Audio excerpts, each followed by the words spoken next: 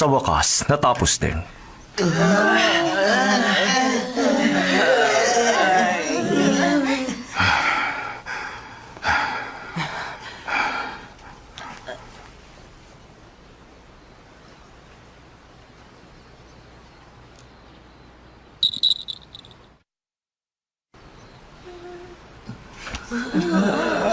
O ano? Okay na. Tapos na ang genin exam.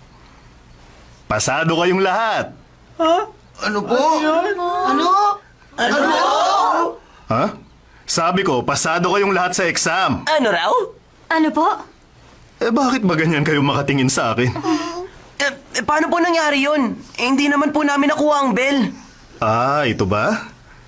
Okay lang, kalimutan nyo na ang bell. Hindi nyo rin naman ito makukuha sa akin eh.